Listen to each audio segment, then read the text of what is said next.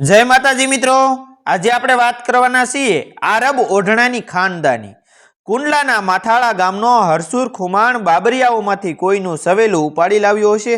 એક સારણને સાનક સડી અને હરસુરને હુડલો કહ્યો, વરુ કોટીલા અને ધાંખડા સાંભળજો સૌ, મથાળે હરસો હુઓ લઈ ગયો વરુઓની વહુ। સાંભળજો હે ત્રણેય શાખના બાબરિયા વરુ કોટીલા અને ધાંખડા, માથાળ ગામનો હરસુર ખુમાણ તમારી વરુઓની વહુને ઉપાડી ગયો। સારણી હરકતનો નાગેશ્રીના વરુઓને કાળજે ઘા વાગ્યો અને ઓધડ વરુએ હરસુર ખુમાણને ઠાર માર્યા। એ વખતે જોગદાસ ખુમાણ મિતિયાળાના ડુંગરોમાં આશરો લઈને પડેલા ભાવનગરના દરબાર વખતસિંહે ખાનદાનીના ખાંભા જેવા ડુંગર ગામમાં આરબોની બેરખ બેસાડેલી અને રાજુલા ગામે સાંગલ જમાદારના શોકી પહેરા। જોગીદાસમાં કળવકળ તો કાઠીની જ હતી, એટલે ડુંગર ગામના આરબ જમાદારને એની બેરખ સોતા મિતિયાળાનું ડુંગરામાં મહેમદારી માટે નોતર્યા।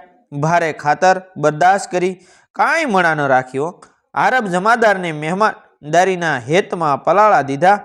પછી હળવેક રહીને વાત મૂકી કે નાગેશ્રીના ઓધડ વરુએ અમારા ભાઈ હરસુર ખુમાણને માર્યા છે, એનું વેર લેવા નાગેશ્રી માથે પડવું છે। આરબ જમાદાર સિપાહી પણ ભોળિયા દિલનો ભાઈ બંધીના બોલે બંધાણો, કહે કે ભલે સડી નીકળીએ। જોગદાસ ખુમાણના કાઠીઓ અને આરબ જમાદારની બેરક સડી નીકળ્યા। મિતિયાળાના ડુંગરથી બરોબર ઝાપોદર ગામ પાસે ધાતરવડી નદી રાજુલાને પદ્ધરથી આધરિક હાલી જાય છે।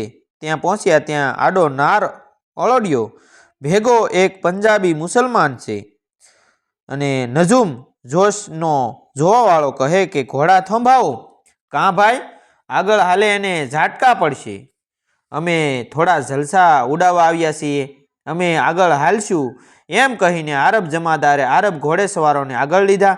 નદીનો કાંઠો સડતા જોગીદાસે નાગેશ્રીનો માર્ગ પડતો મેલીને ઘોડાને રાજુલાના માર્ગે મરડ્યાઓ। આરબ જમાદાર કહે, કા બાપ, નાગેશ્રી મૂકીને આમ રાજુલા કોર ઘોડા કેમ મરડ્યા? તો જોગીદાસ કહે કે રાજુલા માથે પડવું છે।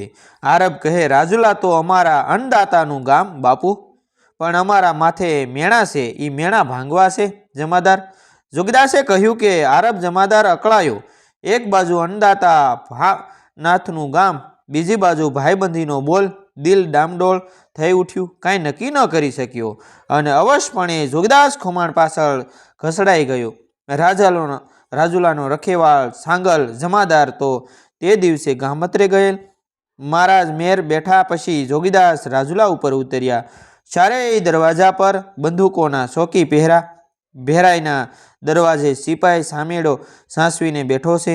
મામદ જમાદાર ડુંગરને દરવાજે ખડે લહેરે ટહલાદે છે અને વડલીને ઝાપે પણ ભરી બંદૂકે સિપાઈઓના રખોપા છે। આરબ જમાદાર માણસ સાથે રાજલિયાના ગાળામાંથી ગયા, ત્યાં તો સામો જ બેઠો બેઠો મામૂદ સીધી હોકો પીવે છે। મામૂદ આઘો ખસી જા, આરબ જમાદારે હાંકલો કર્યો। નિમ કહારામ થાવા, મામૂદ સીદીએ આરબ જમાદારને રાજુલા માથે સડેલો જોતા પડકારા ભેગો ટોણો માર્યો કે આરબ જમાદારને ધાડાધાડ સડી ગઈ। અબે નિકમ્મા હલાકા બચ્ચા, હટ જા ઇધર से, नहीं तो मर जाएगा। મામૂદ સીદીએ ખડખડાટ દાંત કાઢ્યા, જમાદાર, તારી માએ જ તને સિપાહી જણ્યો છે, હજી ભાવનગરનું અનાજ મોઢામાં ગંધાય છે। જમાદાર આરબનો દીકરો ઉઠીને રાજુલા માથે સડ્યો। હટ નિકમ્મા, આવા અનેક બોલો બોલે છે અને આરબ જમાદારે બંદૂકના ભડાકા ભેગો મામૂદ સીદીને ઉપાડી લીધો। બાપ, પડતા પડતા મામૂદે સાહકા કર્યા અને રાજુલામાં સીડિયા બોલ્યા। એક બાજુ રાજુલામાં સાહકા પડ્યા અને બીજી બાજુએ ટાણે મામૂદ જમાદારનો જુવાન ભાઈ પિયારો માંડવે તૈયાર થઈને પરણવા બેઠેલો। સહકા સાંભળતા લગનને લુગડે એમને એમ દોડ્યો। અરે પિયારા પિયારા, પણ પિયારાનું સિપાહી લોહી દુલ્લાની લાલચમાં રૂએ સૂપે લપટાયા। ત્યાં તો સામેથી બહારવટિયા અને આરબો બોલી ઉઠ્યા, રે કે અરે આ તો જ પિયારો મોડબંધો સામે દોડ્યો આવે છે, કોઈ એના માથે ઘા કરશો માં। આગળ હાલ્યા આવતા અરબો માથે પ્યારો તલવારોનો ઘા કરે તે પહેલાં અરબોએ આડી ઢાલ ધરીને પિયારાને પકડી લીધો. પિયારાએ સાવજ જેવો જુજવાટ કર્યો, પણ જાડા જણ પાસે કંઈ ન પડ્યું. પિયારાને રાજુલાની બજારમાં એક સોનીના હાટમાં પૂરીને માથે સાંકળ ચડાવી દીધી. ભાઈની પાછળ પિયારાથી નાનો ફકીરો દોટ દેતો દોડ્યો. આવે પિયારાને ન જોતા જનુને સળિયો અને આરબ જમાદાર ઉપર લાગલો તલવારનો ઘા કર્યા. આરબ જમાદારની કોણીનું હાડકું તલવાર સાટી ગઈ. ત્યાં તો એક સમાટી ગોળીનો તાસારો થયો અને ફકીરો નવરાતના ગરબા જેવો થઈ ધરણી પર ઢળી પડ્યો. બાપ! જમાદાર કોણીવાળા હાથ સંભાળે ત્યાં સનન કરતી એક ગોળી આવી અને જમાદારનો પગનો પાટ સૂંથીને આરપાર થઈ ગઈ. જમાદારની સંભાળ લેવાનું કહીને બારવટિયાઓએ રાજુલા લૂંટ્યું. સવાર પડી ગઈ. રાજુલાને લૂંટીને જોગીદાસ કહે કે જમાદાર આવી જાઓ ઘોડા ઉપર, હવે મિત્યાળા જઈને સારવાર કરશું. અને જમાદાર કહે કે બાપુ, હવે હું ભાવનગર રાજને મોઢું દેખાડવા લાયક નથી રહ્યો. જેનું ખાધું એનું જ ખોદું. આરબના ખાનદાનને બટ્ટો લગાડી બેઠો છું. હવે અલ્લાહ પણ મને ન સંઘરે. જોગદાસ, હવે મને નાંદોર કોર ઉતારી જવા દો. નાંદોર અને ભાવનગર વચ્ચે વેર બંધાયેલા આરબ જમાદારને બીજું કોણ સંઘરે? નાંદોદે સામ્યા ચાલીને આશરો આપવાના કહેણ મોકલ્યા. આરબ જમાદાર પોતાની બેરખ લઈને હાલ્યા જાય છે. વચ્ચે વળા ગામ આવ્યું. ભાવનગરના ફટિયા હરભમજીએ જમાદારને મહેમાન બનાવ્યા. ધરમપુર રાજની સડાઈ વળા માથે ઉતરી. છોટા કુમારે બરાબર લાગ સાંધ્યો છે. પચ્ચે ગામની 300 દેવાણી ભાયત વાળાનું રખોપું કરવા ગોઠવાઈ ગયેલા. આરબ જમાદારને અન્નદાતાનો વટક વાળવાનો ખુદાએ મોકો દીધો. અરબ જમાદારે ખુદાના શુકર ગુજારીને કહ્યું કે ભારી મેળા જામ્યો. મોતને મીઠું કરીને સૂંઘરી લેવાનું ટાણું અલ્લાહ તાલાએ આપી દીધું. હવે એક ડગલું એ વળવામાંથી ન ખસાય. ભાવનગરના ફટિયા હમીરજી કહે કે હવે જમાદાર, તમે તો અમારા મહેમાન કહેવાઓ.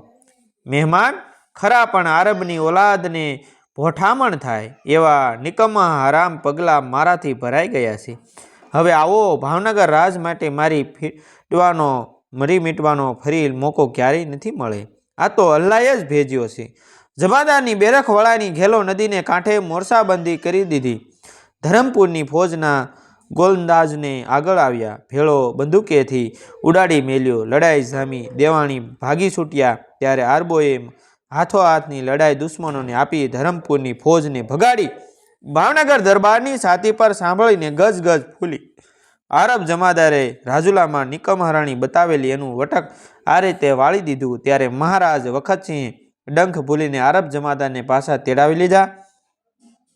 કુંડલાના હરસુર ખુમારને વેતરી નાખવાનું વેર લેવા જોગદાસ નાગેશ્રી ઉપર ચડ્યા, પણ નાગેશ્રીના વરુઓએ જોગદાસ ખુમારને ભૂંડે હાલ ભગાડ્યા હતા. આવી લોકવાયકાઓ છે મિત્રો, અને લોકકથામાંથી આ વાર્તા લીધેલી છે. મળશું આપણે એક નવા વિડીયો.